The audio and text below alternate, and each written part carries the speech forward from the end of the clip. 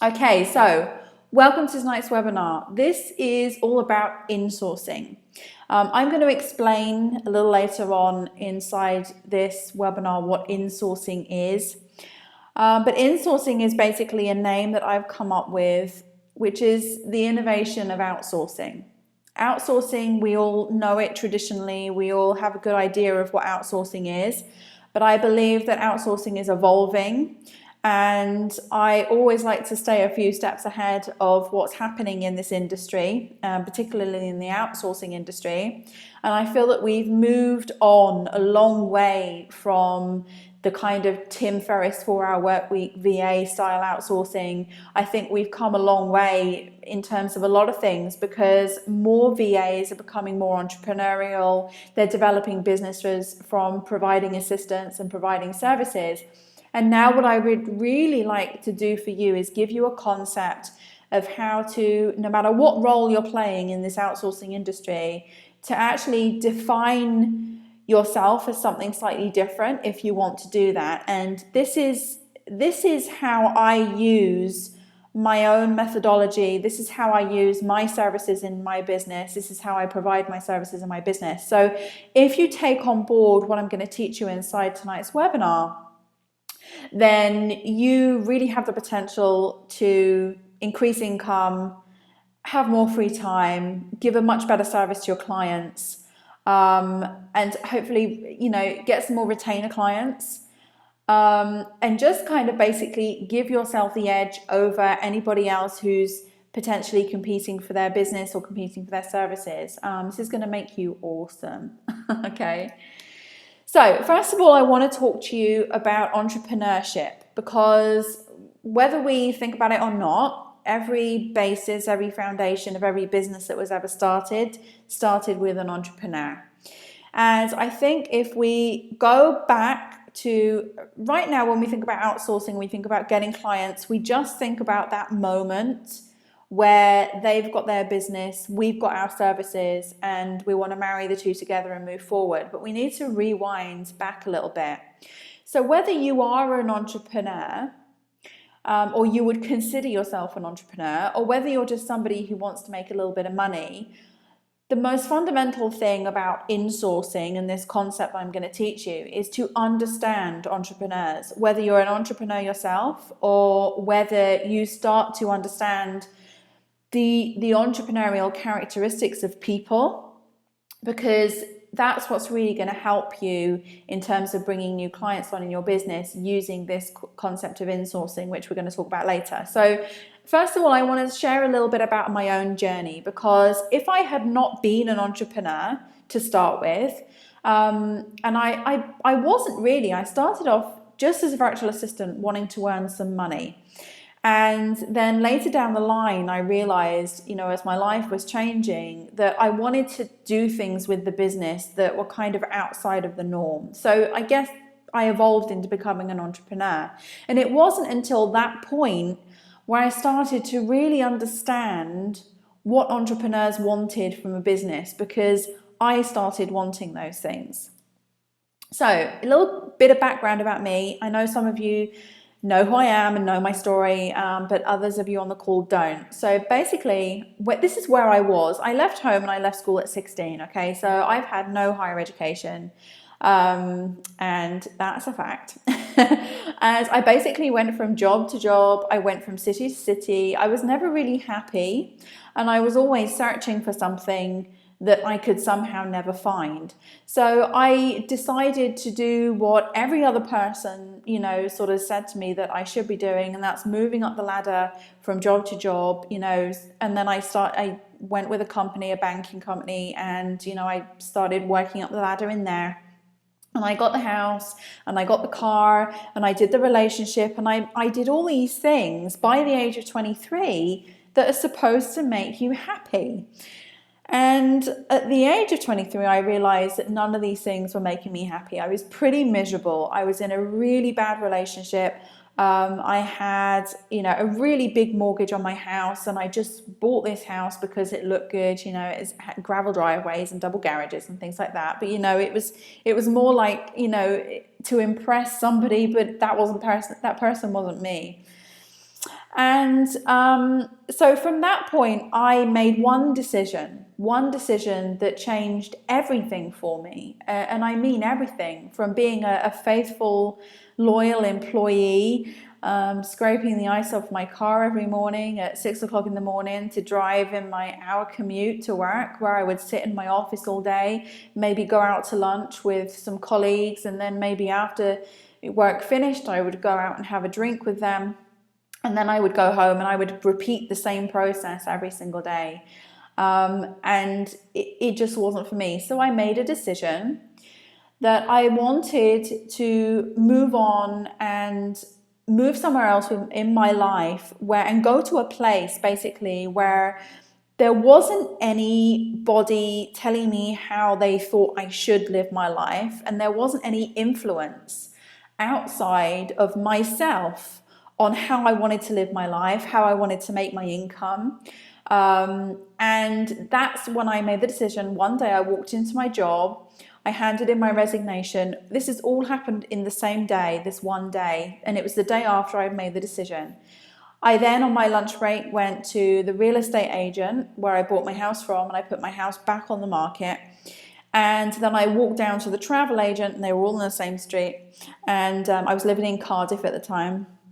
And I booked a one-way ticket to Luxor in Egypt, and that was it. It was for 3 months later, and 3 months later I was gone. So once I arrived in Luxor, and I had a completely blank canvas of my life. I had no job, I had very little money in the bank, I had no agenda, I had no, what am I going to do with my life now?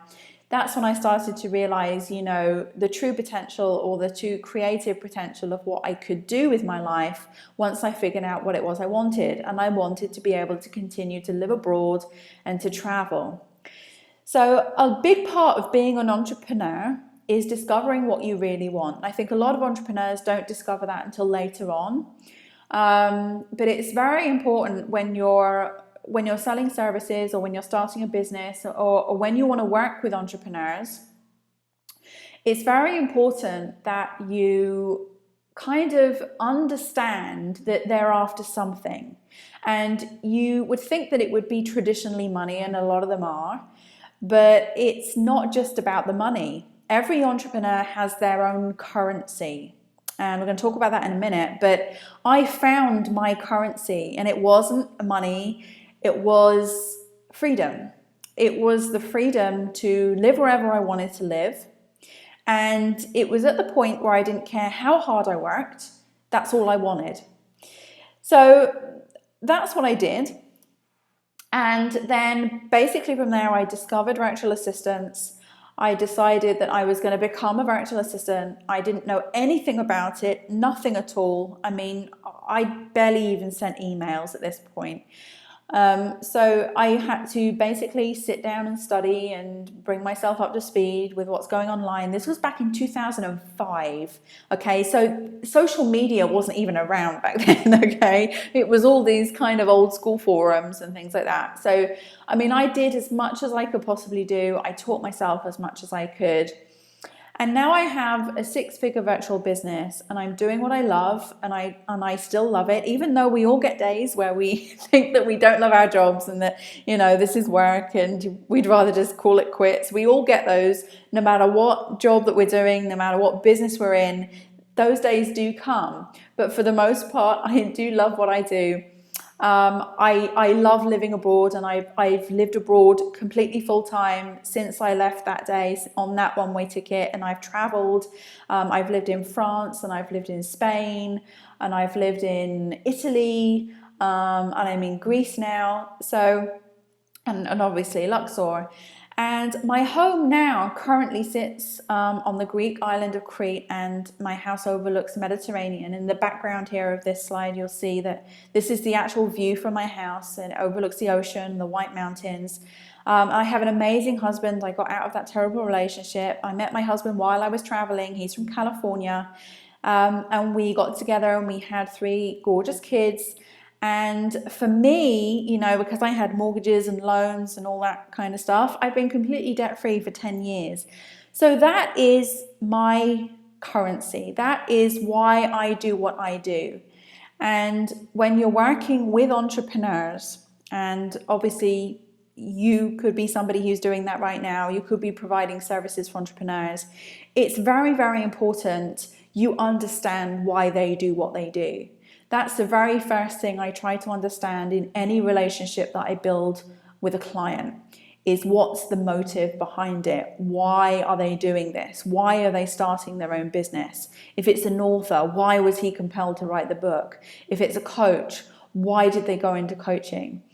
So first of all, I want to say that with any entrepreneur, happy and successful come in that order. I became happy first before I became successful. So for a little bit of advice from me to you here, aside from working with clients, is if you are entrepreneurial, you are starting your own virtual business, you need to understand that happiness comes before success. It's not like when my business is successful, I'll be happy. When I'm making a certain amount of money, I'll be happy.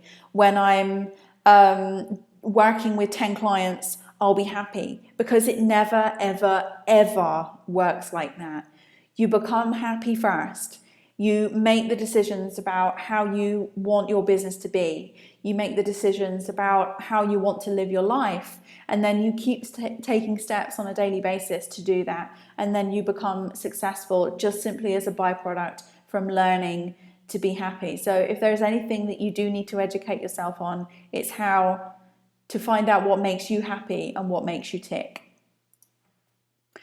So, like I've talked about this currency of success, every entrepreneur has a currency of success. When you're working with a client, I strongly advise that you question them and ask them why they're doing what they're doing, because it's going to be a massive contribution to help you to really provide them with the kind of service that's going to help them to do that. Because it's never just about the business. It's never just about, oh, I want to start a business, I want to sell these products, I want to do this coaching, I want to service these clients, I want to build this customer database, I want to build this email list. It's never about that. It's never about the sales or the analytics or anything. It's about what drives the person, what makes them tick, and what is the outcome of everything. So my advice to you is abandon every stereotype, every rule, and every social etiquette you've ever been taught from people who have never done it, aren't happy, and complain. And if you want to get ahead in your business, that is my advice. That's the advice that I followed to get ahead in my business. And I always advise other people to do the same. Because when people are telling you and coming at you from all angles when you start your own business, and it's going to happen a lot, there's a lot of information out there online. And if you're working right now and you're working to build your business, whether it's a virtual assistant business or an agency or a coaching business or anything like that, a consulting business, there has got to be a point where you take on board all this advice, but you don't absorb it unless you know that it's being absorbed from people who actually know what they're talking about, who have been there and done that. And that's very, very important. So discover your client's currency for their success and then work with them in that capacity. Once you know that, it's going to be really much easier to tailor your services to them, and they're going to absolutely adore you from the get-go, because you are going to take an interest in them like no other person they've ever outsourced to has. And that is pretty much the first rung on the ladder of having an ongoing successful relationship with the client, and then other clients, and building a business. So enough about entrepreneurship. Now we're going to start getting into the nitty-gritty, and I want to talk to you about the big picture. And my VM roadmap programs, my courses, my business programs, they're all designed around the big picture. So there are 9 altogether. So there are 3 business programs, there are 3 service courses, and there are 3 product creation courses now. And they all form a whole, and they need to be part of this big picture. They had to be designed and built that way, because this is basically what I figure out from the client once we start working together. So Vishen Lakhiani, I don't know whether you know this guy, but he's amazing. He's the founder of a company called Mind Valley, which he started, he was kind of really down and out, and he started this company from a tiny kind of bedsit type flat, which used to be a Thai massage parlor apparently. And he had this vision for his company on what he wanted to do with it. And he gives some really kind of short, sweet advice, but once I heard this, I really took this on board. And he says, in short, we get obsessed with the means rather than the end. And then I realized that what we tend to do, and what a lot of virtual assistants do, is we get obsessed with the means rather than the end. But it's not just us, the client does too. So the client will also get obsessed with the means rather than the end. We get obsessed with the tasks, with the steps, with the details that need to be done, and the work that needs to be processed, that we end up completely forgetting the big picture. We end up completely not realizing where we're going with all this. And once you realize the big picture and realize the end result that the client is looking for, whether it be some sort of specific goal or whether it be a vision for their business, everything will line up in place exactly how it needs to be. And it's really hard to convey this without sounding too woo-woo. But when we work on our instincts and our intuition, we're able to formulate a sort of map of where we need to go next. But we can never formulate that map unless we know where the destination is. And a lot of us will think to ourselves that the destination is completing a certain task, but it's never about what tasks you can complete. There are a lot of people out there working with clients who their clients end up feeling disappointed with how something went with the VA because it didn't work out how they expected. But oftentimes the expectations were never conveyed properly to the VA, and that's one of the reasons why it doesn't work out. But the VA also never bothers to ask, and that is one of the major reasons why relationships don't work out. So if you're going to use this strategy, the next thing that you have to do is you have to find out what the end is.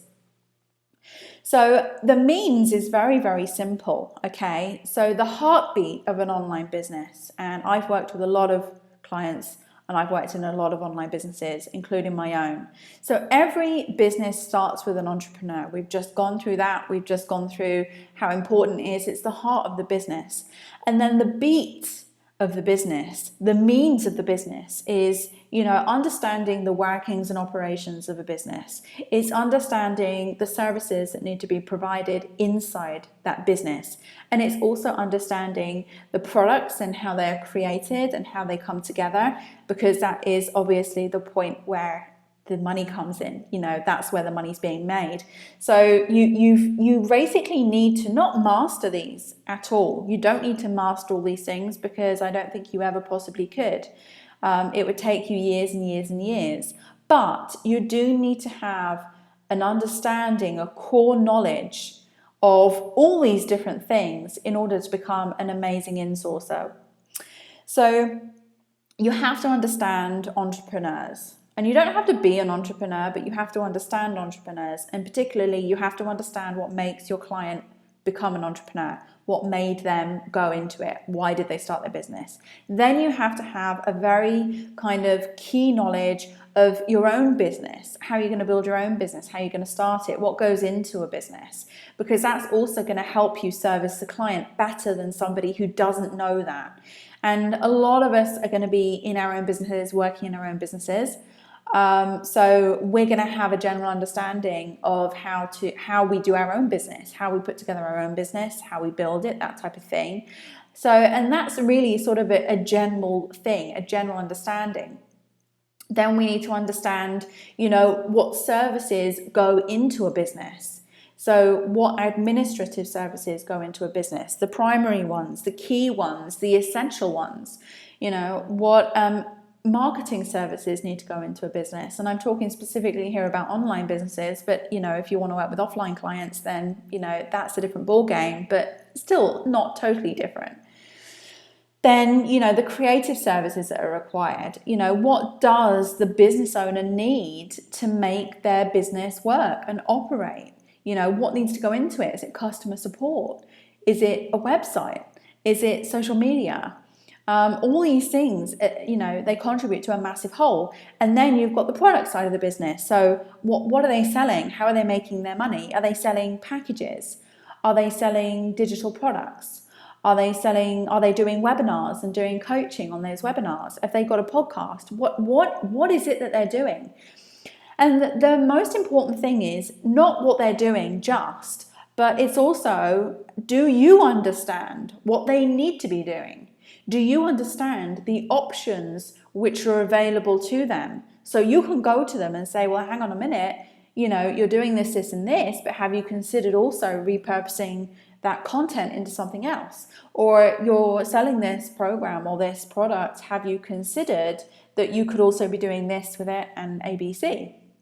So unless we educate ourselves, to a kind of minimum standard on all these different things, we can't really provide that insourcing service that we're going to talk about later on. So it's very important that you understand the heartbeat of the business.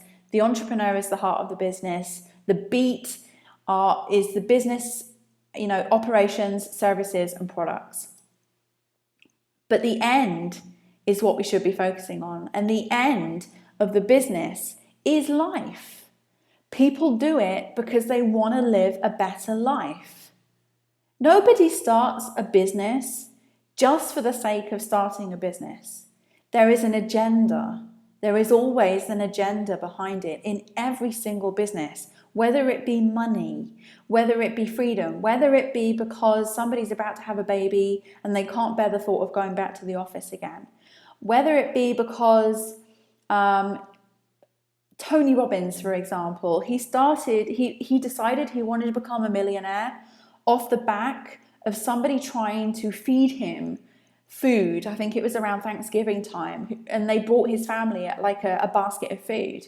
And then he decided he needed to be a millionaire because he needed to feed a lot of people the way somebody approached him and wanted to feed him and his family.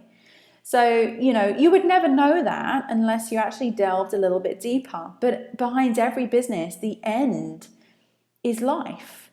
So you have to really figure out why you're running your business, first of all, before you even start thinking about, the clients. Figure out what it is that you're doing, and then start understanding that everything that you do is a means to an end. So you have to figure out the end. You have to figure out what that client needs. And this is what I've been doing for the last 10 years.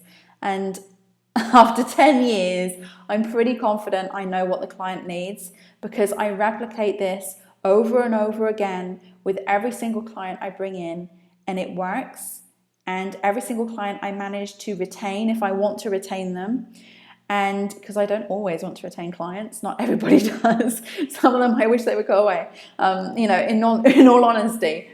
But I know what entrepreneurs want now. And it's not what we think in terms of outsourcing. So there is an evolution of outsourcing that's happening. And there are various different types of outsourcing options. And the evolution comes towards insourcing. So the architecture of outsourcing is really evolving, and I've pretty much seen all of these. I've worked with all of these. You've got the DIY. So first of all, entrepreneurs, most of them will try and do everything themselves. And in my talk recently at New Media Europe, when I asked this to the audience, it was an audience of entrepreneurs, and I said to them, who here thinks that in their business they'll be able to do everything themselves? Not a single person put their hand up. I also asked how many people had outsourced and hired people to help them in their business. About half the audience put their hands up. I then asked, out of those people, how many had had positive experiences? about the same number of people put their hands up. Then I asked people how many people had had negative experiences, and about the same number of people put their hand out. So basically, there is no consistency other than the fact that everybody knows that they can't do everything themselves, but when they go to hire, they have just as many bad experiences as they do with good experiences. Now that should really tell us a lot about the outsourcing industry, that it has a serious number of flaws, because more people should be having good experiences with outsourcing than the negative ones, and that's not the case. So this is another real argument towards going towards insourcing, particularly for entrepreneurs. So first of all, DIY, they don't want to do the DIY. Then we move on to virtual assistants, and we're going to talk about these a little bit more in depth. And when I talk about virtual assistants, I'm talking about freelancers, I'm talking about generalists, I'm talking about specialists. Then we move into managers, where we're talking about project managers, online business consultants even. And then we're moving on to agencies, where there are teams of people generally working together. And all of these options are available right now for outsourcing, but every single one of them has a problem. But when you go into insourcing, there are very, very few problems. So if you really want to get ahead in the outsourcing industry, you have to really start thinking about insourcing. So most clients will start off with trying to do it themselves, realize that they can't. And that's basically learning the ropes themselves, doing all the work themselves, okay? So once you get past that point with a client, so a lot of VAs will try and work with startups, which is good. Startups are good, but they are very clingy to not spending a lot of money, having a really tight budget, and they're very clingy as well, you know, in terms of controlling things, because they've never done anything like this before. You know, they're just starting a business. They want to maintain control. They want everything working the way they want it to work. And, you know, that to them means that they end up, you know, doing this kind of micromanaging thing with you, and it doesn't really work well. But the reason why they do this is because they want to maintain control. So when clients are doing it themselves, and this is good education for you if you're just starting out as well, because we're going to go through the motions of outsourcing here. But they have a really severe lack of time, because they're trying to be the brains behind the business and the creative person behind the business, coming up with the ideas, and they're the ones with the expertise, but they can't do all these other things. And that means that they have hardly any time available to actually do the things that they really should be doing in their business. Then they have this learning curve that they have to go through, and learning requires a lot of trial and error. I mean, I've been through it in my own business. Maybe you guys have been through it too. Learning is costly. You know, it costs you time, it costs you money. And then, you know, again, doing it yourself, you have to compromise on quality, because you're not an expert in whatever you're doing. You're only an expert in what you're an expert in. So if you're an expert in gardening, you're not going to be an expert in social media marketing or web design. You might be, but it's highly unlikely that if you're an entrepreneur in the gardening industry that, you know, you can build websites and do social media and things like that. So there's a massive compromise with the learning curve on expertise and experience, which you really, really need. And then there's the stress of pulling everything together solo, because it is stressful. So clients tend to go DIY to save money, okay, so let's not beat around the bush, but also maintain control of the project. So that's our DIY types of clients. Then we have clients who are willing to progress on and start moving into hiring virtual assistants. So either hiring one or more generalist or skilled individuals to help you with your tasks. I always find this one interesting, because a lot of people come to me and say, well, you don't niche, you don't do anything in a particular niche, and doesn't that hurt your business? Doesn't that harm your business? Because they've been told by other people that they should specialize in something, that they should niche in something.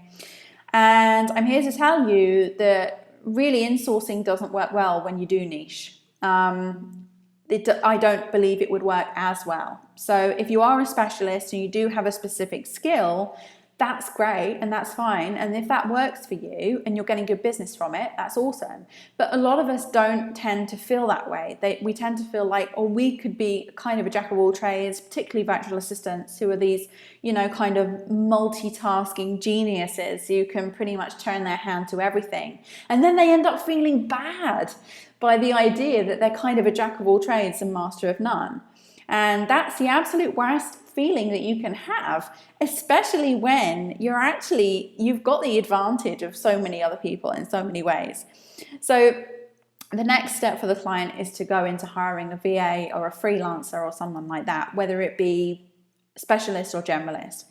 So the issues that clients face at this point is that they have probably a high turnover because they've never worked with VAs before, and then they start working with VAs and then they don't go with the right VAs. They tend to go with, they start off with the cheaper options. And what happens is the client lacks sufficient knowledge of team building, and then the business kind of falls apart around them. And I think that is why a lot of people say that they have negative experiences. It's not necessarily down to the VA, but it's also down to their lack of knowledge about working with VAs, about team building their own team. And also as well, you have to take into consideration that a lot of people will only hire specialists.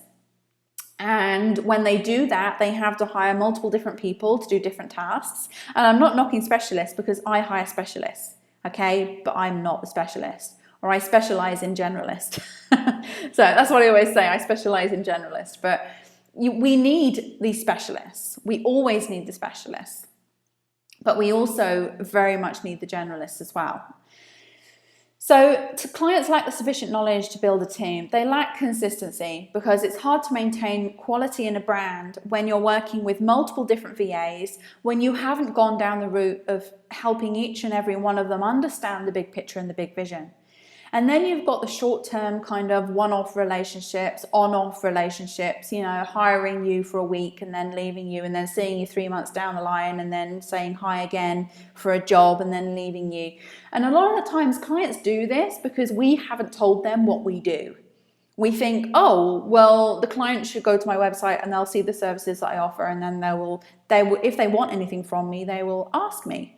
And that is so not what happens. Half my clients who hire me, they haven't even looked at my website. I mean, they may have gone there and seen contact form and just clicked and done that. But at the time that, we get to the point where they're hiring, I say, have you looked at my marketing packages or services? And they go, oh no, I haven't done that. So don't assume that the client has been through your website and knows what you offer, because they likely don't. And if you don't tell them, then they likely won't ever know. And they won't come to you, they'll go to somebody else. And then there's accounting. So clients, when they hire virtual assistants, they'll either have multiple people to pay, or they'll be using multiple different systems like Upwork and Guru and things like that. And then, there's that accounting problem that you've got all these different people you've got to pay at different times. Some people are monthly, some people are weekly, some people buy the job. It's a headache. And then you've got the reliability factor of having this disconnected virtual team, because if you get a faulty cog in the watch, it doesn't work anymore. And that's the same when you've got a team. Something can go into chaos when you haven't got a cohesive formation of people all working together towards the same common goal. And when you hire individuals, like a lot of clients do, and clients do it with me, they'll come to me for one service. And I will say, well, how about we do this, this, and this? And they say, oh, well, no, my web design guy is doing that, and my marketing guy is doing that, and my PR guy is doing that. And, and then we are CCing in like 5 million people just to get one little task done. And I think to myself, how much is it costing the client to have to do that? And then we've got the capacity. So increase in workload means more hiring if you're just hiring virtual assistants and doing it that way. So in order to increase your capacity for work and income, that technically means hiring more people if these people have only got a certain number of hours available that you've started working with them. So that capacity and growth is a huge issue when you've got, the entrepreneur or the client hiring multiple VAs off their own steam. And then you've got the care factor, because you have to find the right kind of characters to actually pull a business together and make it work. It takes a lot of time and effort team building. I know this. I've worked with a lot of VAs. Some of them work out, some of them stay with me for years, some of them don't, and I end up having to let them go, or they just kind of leave off their own back because they're not willing to kind of cooperate and work as a team. And that's what happens to clients as well. You know, there is a lack of caring. Some people just want to process tasks and get on with it and then go. But if you want to become a great insourcer and you really want to develop your business using this kind of roadmap strategy, then you have to really care. There's no be all and end all. You have to absolutely care about the client, about their business, and you must treat it as your own. And if you're not willing to do that, then you can kind of kiss goodbye to having the kind of business that you really want, in earning the kind of income that you really want. So it's really about care and attention to detail. And oftentimes when we're hiring random VAs to do random jobs, that care isn't there. Not because the individuals don't care, but because the entrepreneur who's hiring can't seem to pull it all together and get everybody on the right page. So versatility is what clients really, really want to see when they hire a generalist virtual assistant, and quality of output from a specialist, okay? So if you're a specialist, they want to see quality of output. If you're a generalist, they want to see versatility in the number of tasks you can do and perform. And it doesn't have to be to a specialist standard. It can be to just a general overall, this is good enough standard. So then we move on to project managers. So what clients will then tend to do is say, right, this isn't working for me. I've got, way too many VAs here doing different jobs. It's not coming together. It's not working. I know I'm going to hire a project manager or an online business manager. So it's hiring a person who's responsible for coordinating projects and tasks within a team. And it's usually on a budget. The client will give a budget to the project manager and say, this is how much money I've got to spend. I want to get this done. Now, the project manager often won't have the team in place. Sometimes they do, but they won't have the team in place. So they'll go off and they'll go and find people to do the jobs. And this is where it all falls apart. And believe me, I've seen this a million times. Okay, a million is an exaggeration. I've seen it a lot. But first of all, project managers, they will tend to lack the knowledge firsthand and will often not understand the workings of what needs to be done. Okay, so for example, and I'm going to give you an example here, this is a real life example. I was working with a company who hired me to do a certain aspect of a task working with a project manager, right? So I started working with this project manager, and he started to hire.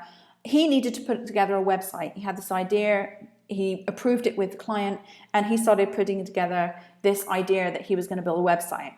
And then he went on Upwork, which was then Odask, and he hired this team of, Indians who were out in India, and they were web developers, and I'm sure they were great skills, but they lacked a hell of a lot of leadership, because this guy ended up spending, and he sent me these receipts by accident because they landed in my Dropbox account. They were all receipts to this Indian company. About £30,000 for one website. And that website never went anywhere. The project was abandoned. Now, my client was a big corporate client and obviously gave this project manager a budget and said, right, you're in charge of this department and you can go and do whatever and, make it all happen. All this guy, this project manager was doing, kept saying about, how he'd worked with companies who had, had 1 million hits a month, and he would give me all this crap, because I was just the little VA that was being hired to help him out.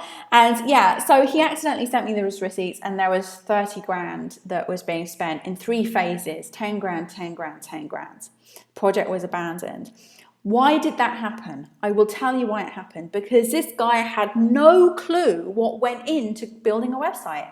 Now, he didn't have to know how to build a website, but he certainly needed to know what goes into it. What are the phases? What are the tasks that need to be done? How do you build a website from start to finish? What is the process? Even if you don't want to do it yourself and you decide, right, I'm going to delegate this out, you must understand more than the idea that you need to just have a website built. And this is where project managers tend to fall short, because a lot of them have, taken project management and they know how to manage projects, but they don't actually know what anybody is doing. And that's the problem. So they lack experience because they may not have ever actually performed the task that they're delegating out to these people. And then they also lack the skill because they may not have the necessary skills required to actually jump in and check, check what's going on. Where is the budget going, guys?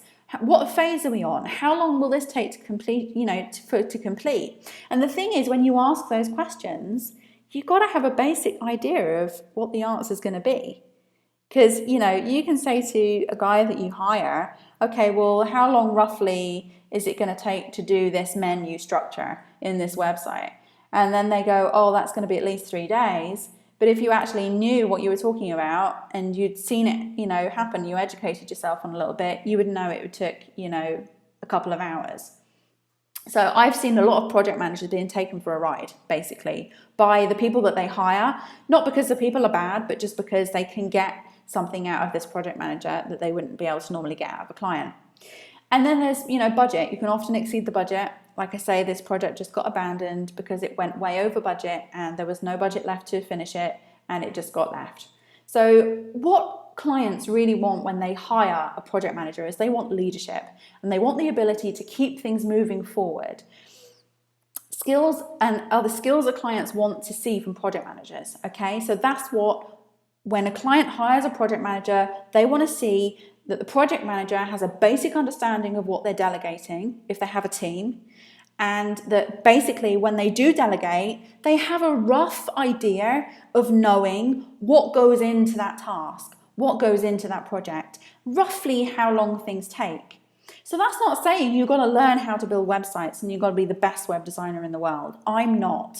But I know what goes into a website, and therefore I know when I delegate roughly who I need to be delegating to, whether I can delegate to people abroad, offshore, or whether I need to have somebody who's a native English speaker, because I know and I understand the task, and that's what clients need from project managers. So then we move on to the agencies. This is one of my favorites because I've worked with a lot of agencies and it's a lot of smoke and mirrors. I have to admit that the agencies that I've worked with, first of all, I've got this amazing client. I've been working with him now actually for a long time. It's actually the same client that's I put together my shoestring program on in the last module about servicing clients. I'm still working with him. I think that was like years ago. And basically what happened is he's an author and he got published by one of the top 5 publishing companies in the world. This is one of the biggest major publishing companies in the world. And they said to him, right, we're going to give you your publicist, we're going to give you your PR person, and we're going to get all this amazing publicity for you. But you also need somebody who does online marketing. So I'm going to recommend this amazing agency, and I won't name any names. And they said this agency is going to do your social media for you, and they're fantastic. And so this agency came recommended by one of the top major publishers in the world, and I was excited because I was like, oh my gosh, I'm going to work with one of these amazing agencies, because all my agencies that I've worked with have been kind of mediocre, I guess. I never saw any life in them that made me think to myself, that I really wanted to work with this agency. So this agency was terrible. They charged him $1,500 a month. They never updated his social media. They told him how to do it. And then they never put a strategy in place. I said to him, what's your social media strategy? He was like, I don't think I have one. And then I was like, okay, so how often do they post to your social media? Oh, they don't. Okay. So I said to him, don't mind me saying, I'm not being rude or anything, but what exactly are you paying for? And there was a little silence. And then it was like, I don't know. I actually don't know what I'm paying for. And that is the beauty of agencies. They take a lot of money and they do nothing with it, but they look busy and you have to CC a lot of people in. So that also looks really, really busy. And, it looks like loads of things are happening.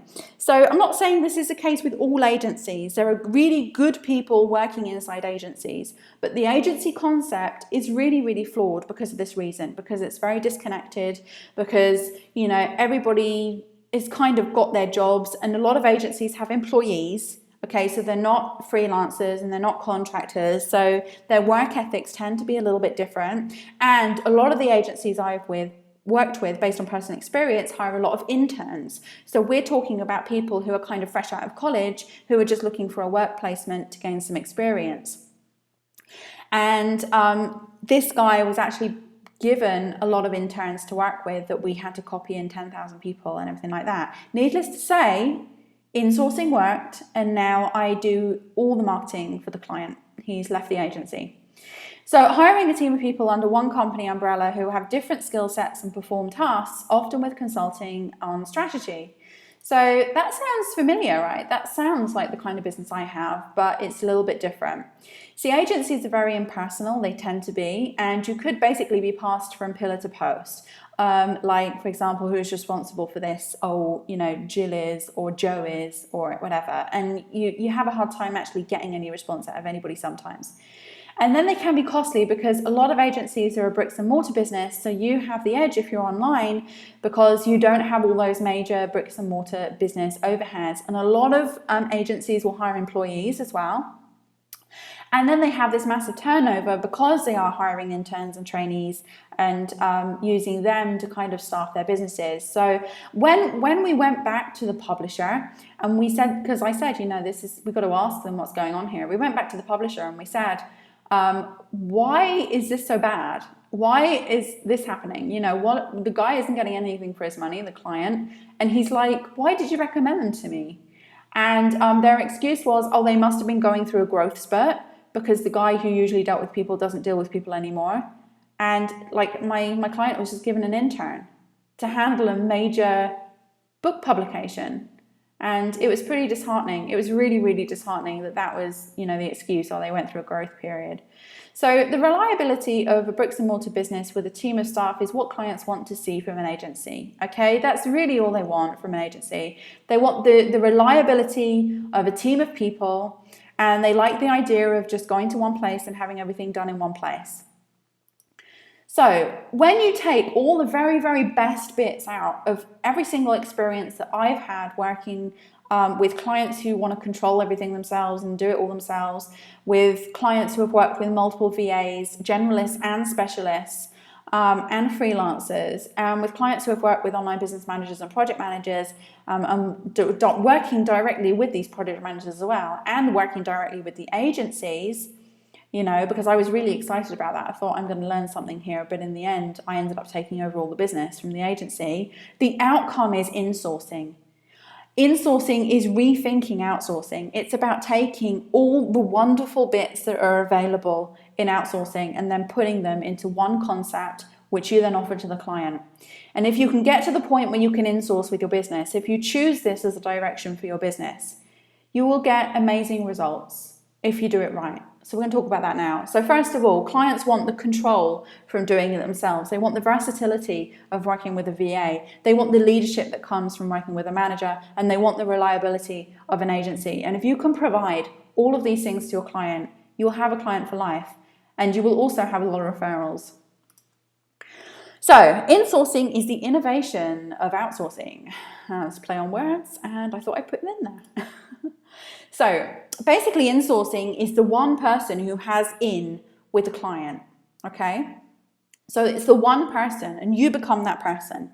You become the one person who is invested into understanding the client's big picture. You're the one person that says to the client, not what tasks do you need done. You're the one client, or you're the one VA that goes to them, or the one insourcer that goes to them and says to them, what's your big picture? What do you want to see from this? How do you want your life to look once you've gone through and achieved this? You know, it goes beyond the task. And then it's about having a hands-in attitude and being able to step in and take over tasks if required. And that's a lot of the basis of my programs and my courses, because I am not an expert in anything other than being a generalist virtual assistant. Okay, so I teach myself concepts and things, and I understand what the client wants, I understand what they need, and I teach myself cursorily how to do it, and I do it myself, whether it be putting together a podcast, putting together a webinar, building a membership area, building a website, doing social media marketing. I practice a lot of social media marketing on my own social media. You can probably, if you go to my social media, you'll see it's pretty well developed, because that was just something I really had an interest in. But if somebody on my team is putting together a podcast, I delegate a lot, right? I don't like doing the stuff myself, if in all honesty, anymore, because I have other things in my brain that are kind of ticking over, creative ideas, entrepreneurial ideas. So what I tend to do is, when I can't do it justice myself, I will give it to somebody in my team, and I will say, right, do this for me. So when that happens, if there is a blip, and if somebody on my team, who are all freelancers, none are employees, if somebody on my team says that they're going away, they can't do it, they're sick, whatever, the most important thing is I can hold the fort. And that's the most important thing of being part of an insourcer. One of the most important things. There are three really important things: understanding the big picture, and then being able to hold the fort. So if you're delegating and your client has a podcast, and there is a podcast episode that your editor couldn't edit for you, can you somehow get that together and edit that video and get that podcast live?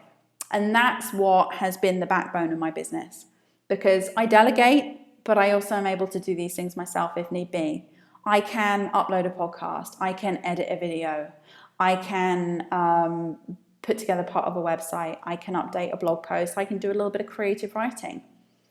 Now, I'm not an expert in any of these, but what I can do is I can do it to a very good standard, because I'm used to doing a lot of these things. I'm used to having my hands in different projects, different ideas, different clients.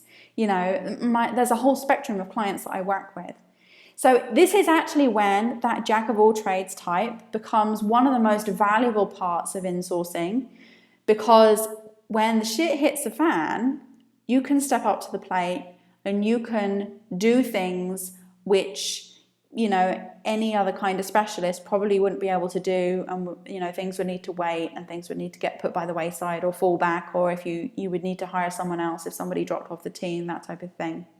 So when I created the roadmap programs and courses, I created them so everybody could have this fundamental core understanding of pretty much every business sense, every business organizational kind of thing that they need to do in a business, and then have the services and the basic framework of the services that they can build on, and then have the basic understanding, the basic key knowledge of how to put together products, because that is the heartbeat of the business.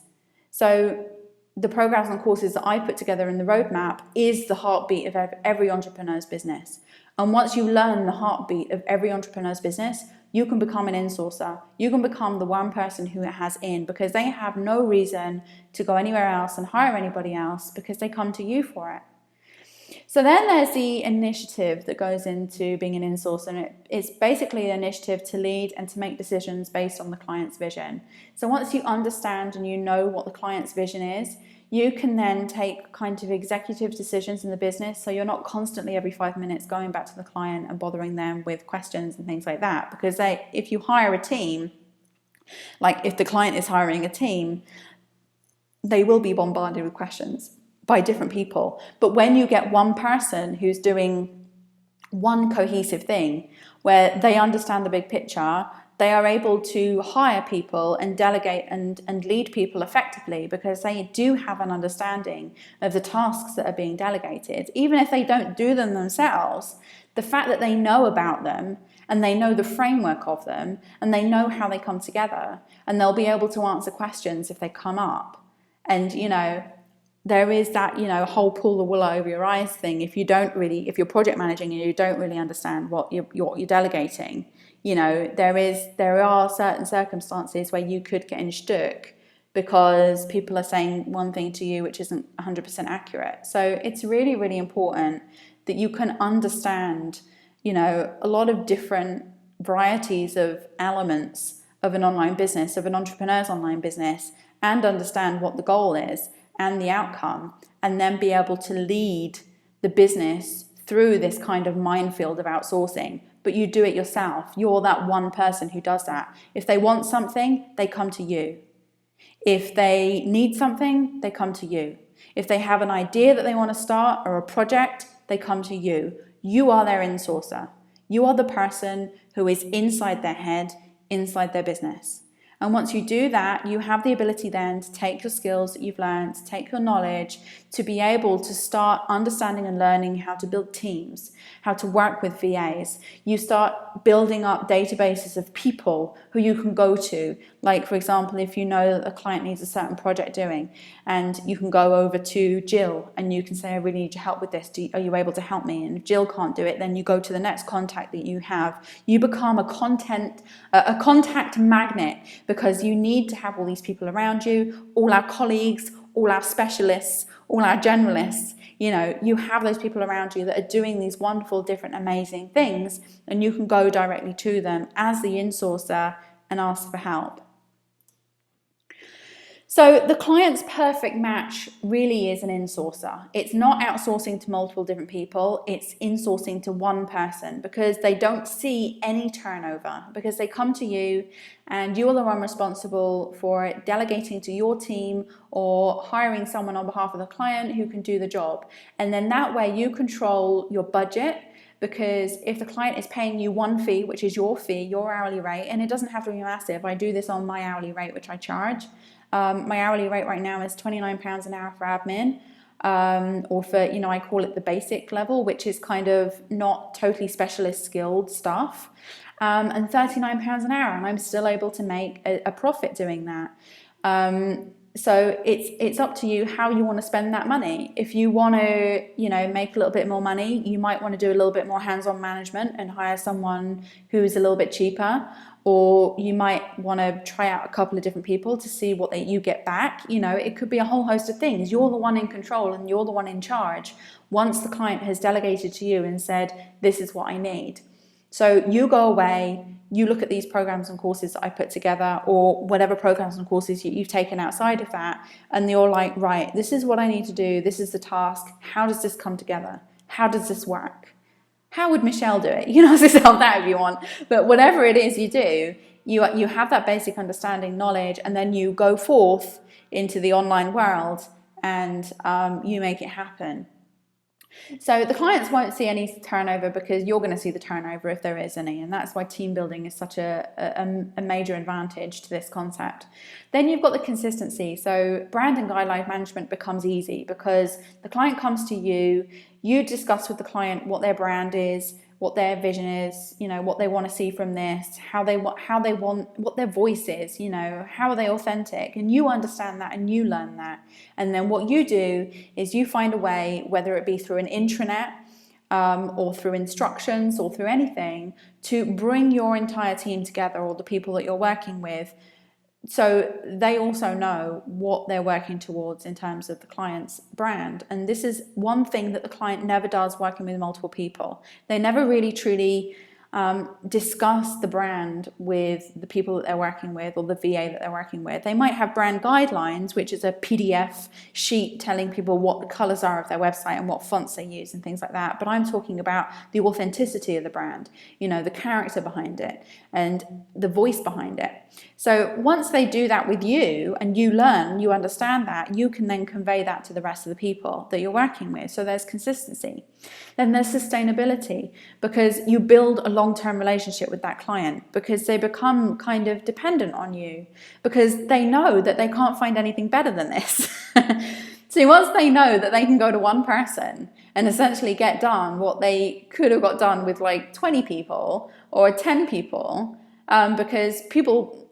because clients don't often know how to hire and when to hire and who to hire, you know, they'll make a bit of a botch of it to start with, which is fine. We all go through that learning curve. I certainly did. But to actually not have to go through all that botch is huge, because the client, you can charge a little bit more, because you're basically saying to the client, you know, how long would it take you to hire your own team, to vet your own VAs, to test everybody out? You know, what investment would you have to make to do that? You know, some people get lucky the first time round when they hire someone. Some people don't. You know, it's about 50-50, like we said earlier. So not having the client not have to go through that, and just having one person that understands them, that cares about their business, that's in that long-term relationship with them, you know, where it becomes more of a partnership than, you know, a hire and, you know, hiree, then it becomes a much, much better relationship. That is really the perfect match with a client. And then you've got the simplicity, because they pay you, okay? You're responsible for anything you pay outside of what you charge.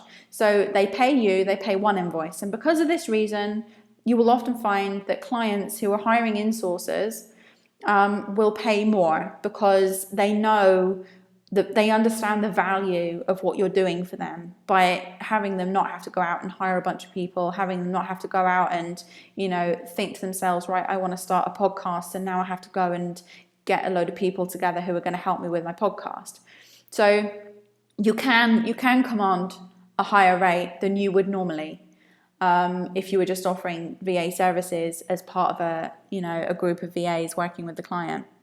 And then you've got the reliability factor. So one person is responsible. If you're the insourcer, you would be responsible for making sure everything happens. And that's why being the jack of all trades is such an important piece of this puzzle, because if there is anything that does drop off, you know, if your client is working on an ebook, you know, and then all of a sudden you've got your process of delegating the ebook to the person you work with, and all of a sudden that person isn't available, you can just quickly go in to whatever it is you're doing. Like, for example, if you're in my examiner course, you might be going into Canva and seeing what the team are doing. You know, have your ways of doing things. This isn't about giving up the control of the business to other people in your team. It's about figuring out how you're going to set up your services through the roadmap programs if you want to, and then saying, this is how we do it.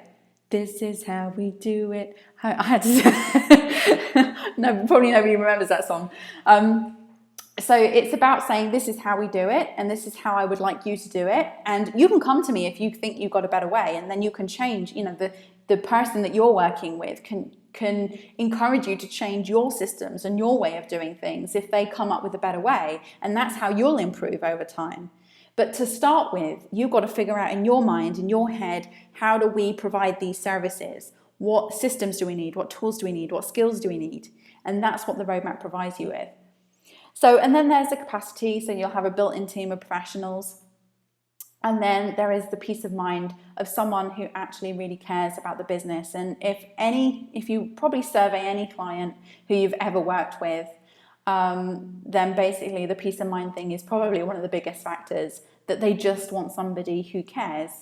They just want somebody who, when they know that if it's, you know, 9 o'clock at night where you are, and you happen to see an email for them that says, help, you know, my podcast isn't working, or my website has gone down, or something like that, that you will respond and you will say, okay, I understand this is stressful for you right now. I'm going to do everything I can to resolve it and help you out here. Just, you know, I'll get back to you first thing in the morning, or something like that. You don't have to resolve the issue right there and then, but you do have to show that you actually cared enough to respond to that email at 9 o'clock at night if they happen to be a certain type of client.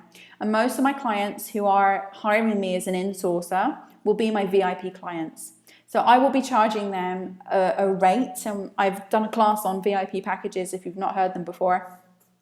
Check out the classes on my site.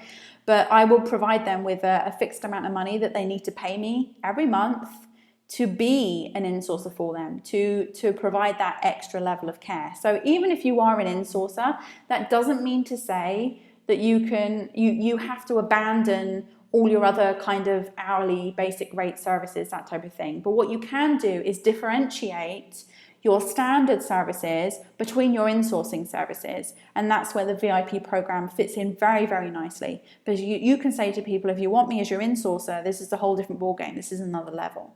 So that's when you can really upsell the VIP package. So unleash the insourcer in you. This is pretty much, because I know that anybody who is a virtual assistant right now on this call, or anybody who is a freelancer or a consultant or a business manager, has an insourcer in them. It may be that there are certain elements missing from the insourcing solution that they can provide, but those elements can be brought in and they can be discovered. So first of all, if you want to be a fantastic insourcer, this is what you need to do. This is what you need to have in your business. This is what you should be working towards. This is a strategy. You pay massive attention to detail. Okay, I know mistakes will happen. They always do. I make mistakes still. But they are very, very few and far between when you pay attention to detail. Do you know how hard it is to find a virtual assistant who double checks their work? Like, not because you tell them to, but because they just inherently know to double check their work because they want it sent out perfect. And yes, even if you double check it, there might be a mistake. I noticed a spelling mistake inside this this actual presentation that I've just given you. But they will happen sometimes. But the fact is, you want to make sure that they happen very, very few and far between. So attention to detail is really, really essential. And then you've got the can do and delegate. Okay, so you must be able to do, not to an expert level, but just to a general level, just so you know what the hell you're doing, okay? Just so you know what the hell the other person is doing. So you've got to be able to do that yourself, and you've got to be able to delegate both of those things. Okay, if you can delegate, that's great. But if you can also step in and give yourself a basic education, a core education of how things are done for the client, how the tasks are done before you outsource them, before you delegate them, then that is incredibly valuable for becoming an insourcer. Really, really valuable. And that's what will differentiate you between the project manager, basically. And then you've got the leadership skills, or you have to have leadership potential. Even if you've never led a team before, or you've never hired anybody before, or you've never given instructions before, you can learn how to do that, okay? It can be learned. And, you know, inside my roadmap, there's a course, the service courses show you how to build a team. I give you delegation templates, how to write instructions, and you can use those as a foundation, as a framework. You can see how delegation happens within my business. And then you can go away and say, right, I'm going to take this that Michelle's put together, and then I'm going to customize it a little bit, and I'm going to send it to my VA. You know, you can do that. That's fine. And then it's about focusing beyond the task and on the vision. So it's not just about taking tasks and processing tasks. It's about taking the task and then thinking about it. So you've got to think about the task. And then you've got to think about, you know, why is the client giving me this task? What are they looking to achieve from it? You know, okay, 9 times out of 10, you might get the task and the client knows exactly what they're doing, exactly what they're delegating. You can just process it and it all works. That could happen. But there are many, many times when it doesn't. And that's where insourcing becomes, again, extremely valuable to the client, because you actually question this before you do anything, okay?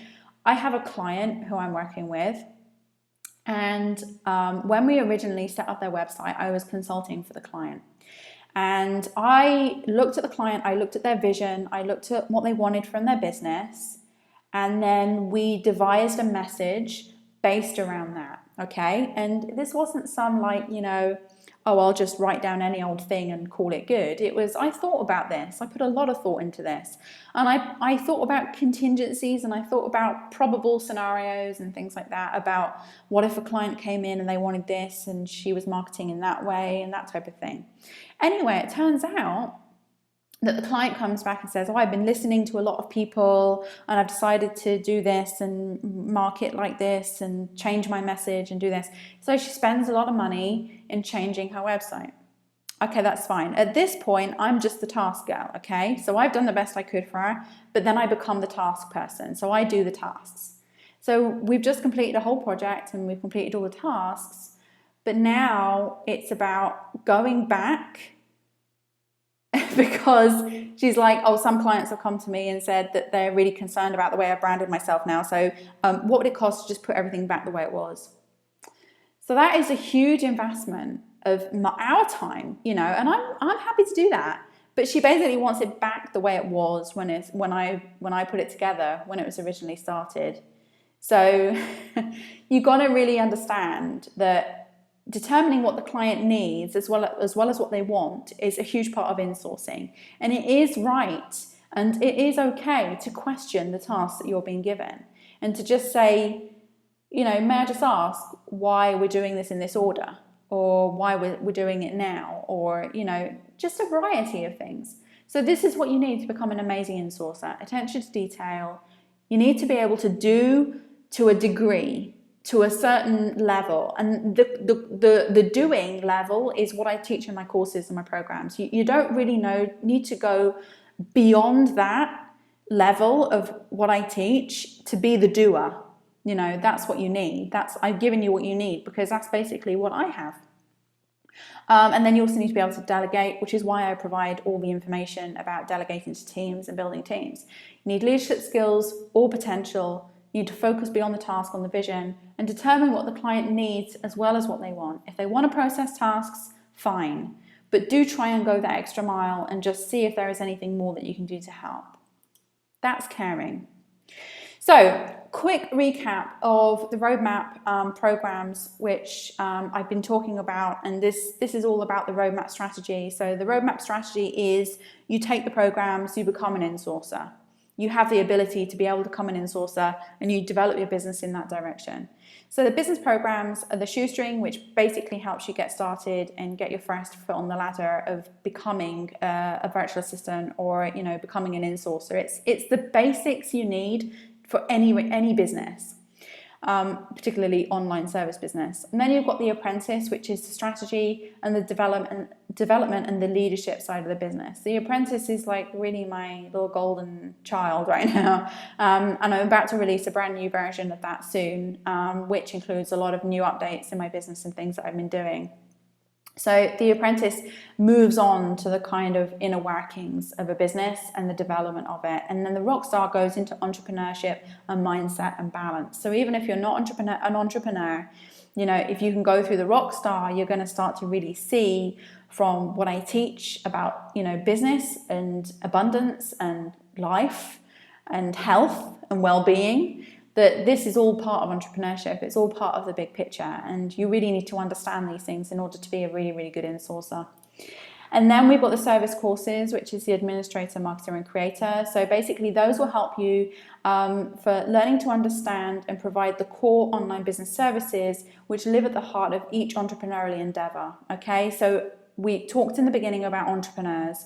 We spoke about understanding that at the heart of every business is an entrepreneur. Once you understand entrepreneurs, you can then start to understand what types of things that their business needs, how it all comes together. And the core online business services are administration, marketing, and creative services, okay?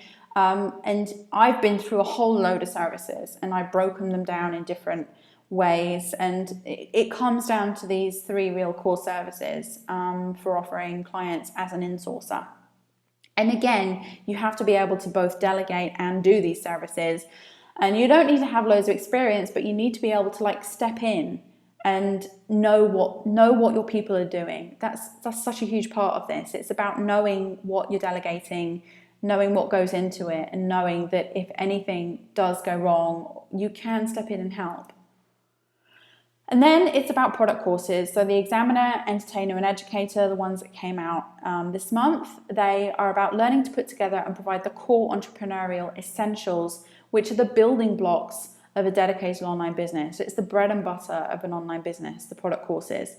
So really, this is why they need to go hand in hand with each other. And this is why I've broken them down. And this is how you become an insourcer. And it's not just about taking my programs and my courses. It's about saying to yourself, right, what goes into these and how can I educate myself on them? And is there if you want to learn from somebody else, do that. If you want to learn from other people on these different areas of business, you absolutely go ahead and do that. You have to do whatever is best for your business to grow it, to make sure it thrives, and so that you're happy too, because that will mean that you're successful. So whether it's my courses that you take or whether it's somebody else's courses that you take, these are the essential elements that you need to have to become an amazing insourcer. So you can use the term insourcer. Nobody will know what it means unless I start, actually marketing this a bit more.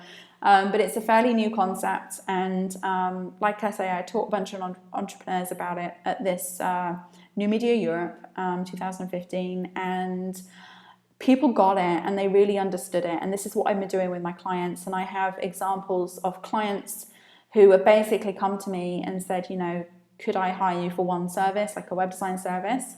And then I've talked about what I do basically, and they just come to me for everything. And I don't do everything myself, obviously, but I know and I have a basic understanding of what I offer, the services I offer, what goes into them, and I also know who I have on my team who would fit well for being able to provide those services. But if anything does go wrong, I can step in, and I do that often. I do that on website developments, I do that on graphic design. You know, for example, my graphic designer, she went off to have another baby and then was moving house and things like that. So I stepped in and I did it for a while, and then now she's back and we carry on as normal. And that really will relieve your own stress. Knowing that you know what your team are doing, and knowing that you can step in and get by for a certain period of time, it's not bad. It's actually very, very good that you can be this generalist person. You can have a really good understanding of the inner workings of your business and of the client's business. And if you can't do anything to perfection or everything to perfection, that's okay. What you need to do is you need to have the people around you with the correct skills, the specialist people who can, for a majority of the time, do those things, but you also must understand them yourself. And then your job is to care about the client, to understand their vision, and to be able to manage and coordinate things from one central source, and you become the central source. So thank you very much for joining me on this webinar, and I really, really hope you enjoyed it. And I'm going to be developing this concept a lot more, and it's going to be on insourcing.com with the I is a 1, because I just like playing around with these things. And that's where I'll be putting the replay of this webinar that you can watch. And I'll also be adding other resources of how you can brand yourself as an insourcer, of how you can convey this to clients about the difference between insourcing and working with VAs and managers, project managers and agencies. And I think that if we can really take this concept out into the outsourcing world, there'll be a lot more people hiring insourcers.